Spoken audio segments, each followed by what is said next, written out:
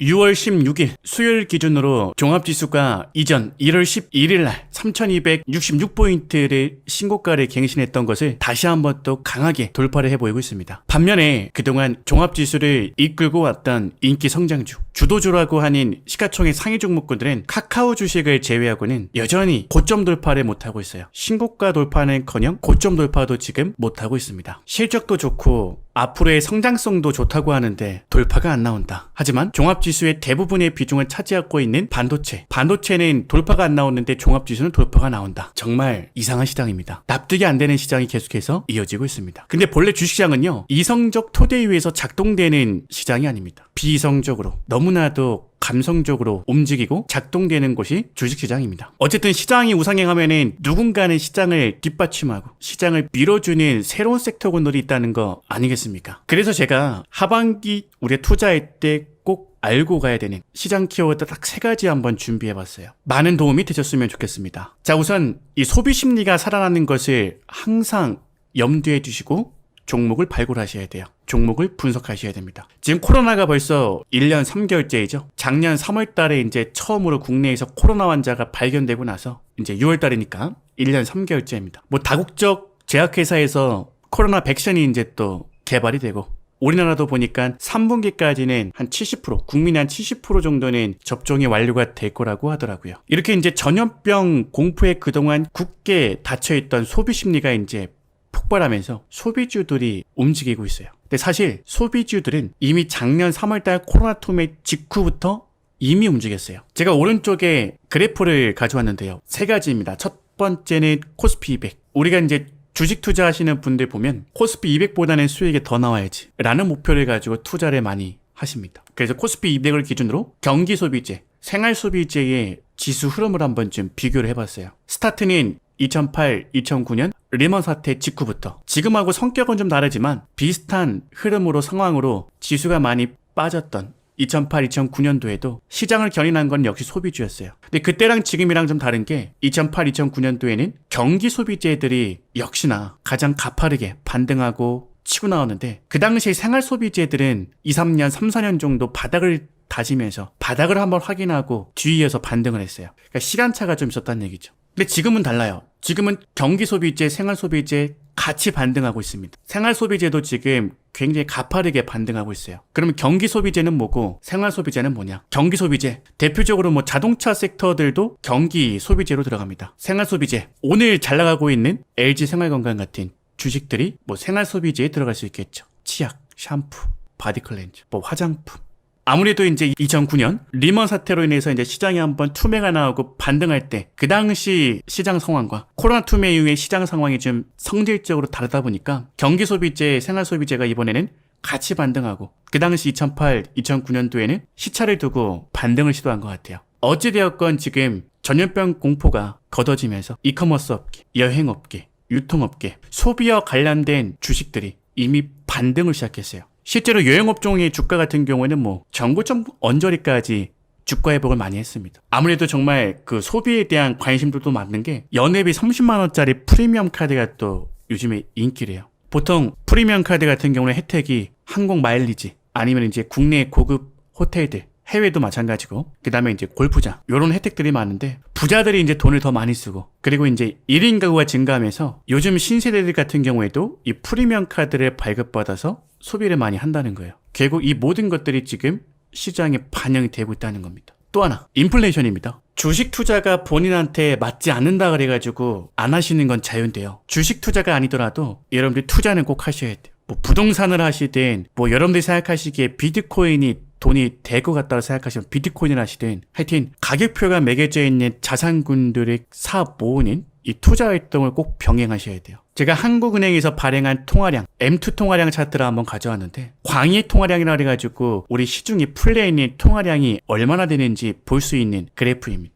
지금 시중에 풀려있는 통화량이 제가 정확히는 기억이 안 나는데 지난 3월 달에 3,100조에 육박하는 돈이 풀렸는데 지금 그거보다 더 풀렸습니다. 5월 달 기준으로 몇백 조가 더 풀렸어요. 더군다나 이번에 이제 전국민 또 재난지원금 준다 그러죠. 앞으로 정부 지출을 통해서 시중에 풀어질 통화량이 어마어마합니다. 뭐 사회 간접자본 투자, SOC 사업으로도 다 풀어질 거고요.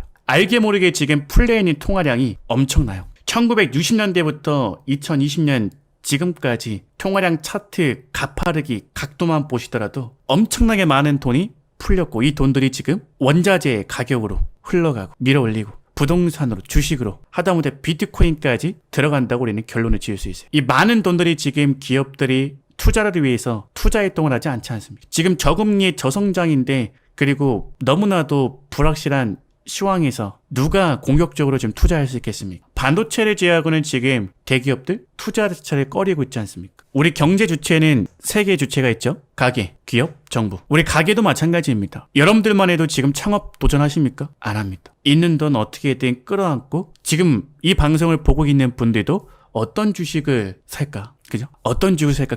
그 고민을 지금 하고 있지 않습니까? 어찌되었건 지금 인플레이션이 진행되고 있고, 제가 볼 때는 아직 우리 시장에 인플레이션이 반영 제대로 안 됐습니다. 우리 시장 역사상 보면요, 마지막 피날레 랠리가 항상 나왔어요. 항상 마지막 랠리가 강하고 크게 나왔습니다. 90년대 초반 자산주 랠리 때에도 많은 분들이 많이 올라갔어 하는 구간에서 마지막 피날레 랠리가 한 번 더 나왔어요. 2003년, 2004년부터 시작한 코스피 500에서 2000까지 단숨에 올라갔던 노무현 정부 때 시세도 보면은 2005년부터 시작된 신흥국 경제위기설에도 주가가 버티더니 결국 한 번 더 피날레가 나왔습니다. 2008년, 2009년도 경제사태, 경제위기 때에도 유동성에 의해서 오르던 주가가 너무 많이 올랐어, 너무 빨리 올랐어 하는 그 구간에서 약 1년 정도 옆으로 횡보하더니 결국 한 번 더 나왔습니다. 이번에 문재인 정부 출범해서 새 정부 기대감으로 2600까지 단숨에 돌파했던 코스피도 결국 마지막 피날레는 대북주로 마무리했습니다. 이번에도 그 피날레를 준비하고 예상하고 있어야 돼요. 그런데 많은 분들이 아직도 25, 26, 70 코덱스 200 선물인 버스, 그것도 고버스로 주가 빠지기를 기도하고 있습니다. 작년 하반기 때 시장 불안정하다고 인버스 공개적으로 어느 증권사 간부가 추천하더라고요. 시장이 불안정하니까, 불확실하니까 포트폴리오를 해지하는 개념으로 이걸 사놓으래요. 그 말인즉슨 내가 포트폴리오가 5천만 원짜리 계좌라고 가정을 한다면 최소 이 5천만 원 포트의 한 30% 정도는 인버스를 사놔야 해지가 돼도 되지 않겠습니까? 내가 종목당 뭐 100만 원씩 50개를 담든, 200만 원씩 25개를 담든, 500만 원씩 10개를 담든 한 종목 담는 비중으로 인버스 이거 살 것 같으면은 사는 의미가 없잖아요. 해지가 안 되니까. 인버스를 산다는 것 자체는 시장이 다 빠진다는 거를 가정하에, 시장이 다 빠지면 아무리 좋은 종목이라도 또 다 빠지니까 이거 해지하기 위해서 담을 거면 비중을 좀 실어서 담아야 될 거라고. 그렇게 담아놨으면 한 1,500만 원에서 2천만 원 정도는 담아야 될 거예요. 인버스를. 작살났죠. 사과 방송 한번 안 합니다. 여러분 지금 반대로 되어 있는 사도 레버리지를 사야 돼요. 물론 레버리지를 살 능력이 있고 배짱이 있고 해안이 있으면 지금 코스피 200을 앞서 나가는 새로운 주도주군이 뭔가 그걸 지금 고민하겠죠. 그걸 먼저 담아놓겠죠. 역시나 낮은 위치에서 낮은 가격대에서 내가 충분히 아직까지도 먹을 수 있는 주식을 골라내겠죠. 마지막 키워드, 공감하시는 분들도 있고 공감 안 하시는 분들도 있을 것 같아요. 대통령 선거가 이제 1년도 안 남았습니다. 나는 가치 투자자이기 때문에 대선 테마주 그런 거 안 봐. 나는 가치주 우량주만 가지고 투자해. 되돌아보십시오. 우선주 이번에 랠리 나올 때 우선주 없는 분들, 윤석열 테마주 우선주에 이번에 다 편입되면서 급등 나왔는데 그 흔한 우선주 한두 개라도 포트에 없는 분들 손가락 빨았습니다. 사실 중소형주든 중형주건 대형주건 스토리 재료가 있어야 주가가 올라갑니다. 그래서 저는 실적도 스토리라고, 실적도 테마라고 얘기합니다. 사람들이 납득이 되는 스토리가, 재료가 있어야 사람들은 사주거든요. 그 주식을.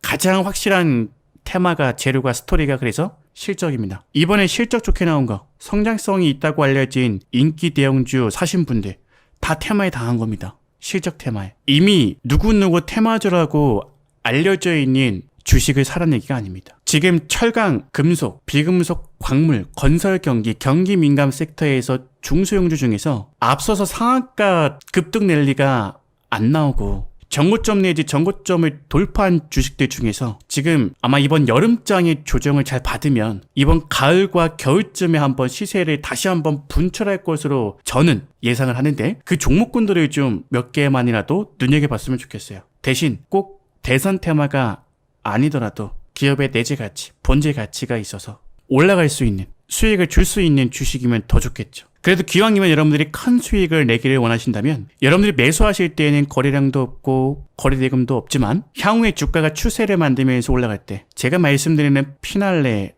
랠리가 나올 때, 마지막 불꽃 랠리가 나올 때 수익을 더 많이 안겨주는 거는 이런 테마가 붙어야 돼요. 우린 그때 팔아줘야 됩니다. 테마가 형성되기 전에 여러분들 지금 꼭 그 테마 이슈가 아니더라도 기업의 본질 가치, 여러분들이 믿고 있는, 여러분들이 돈을 벌어다 준 어떤 기준, 틀에 해당하는 주식이 있다면 그걸 지금 사놓으시거나 아니면 단기에 좀 급등한 모습을 보였다면 좀 기다렸다가 조정 들어올 때 매수하셔가지고 이번에 테마가 형성이 되어주면 땡큐고, 테마가 형성이 안 되더라도 뭐 배당을 준다던가 뭐 가치가 있다던가 이렇게 중장기 관점에서라도 가져갈 수 있는 중소형주들을 좀 가져갔으면 좋겠어요. 그래도 이번에 5년에 한 번 오는 대선이 또 1년도 안 남았습니다. 이 이벤트를 그냥 보내기엔 너무 아까워요. 역사적으로 큰 선거 이벤트를 앞두고 그냥 주시장이 가던 날은 없었습니다. 뭐라도 하나 해줘요. 근데 정말 재밌는 거는 거래대금 거래량이 없을 때 낮은 위치에서는 그 어떠한 소리 소문도 나오지 않아요.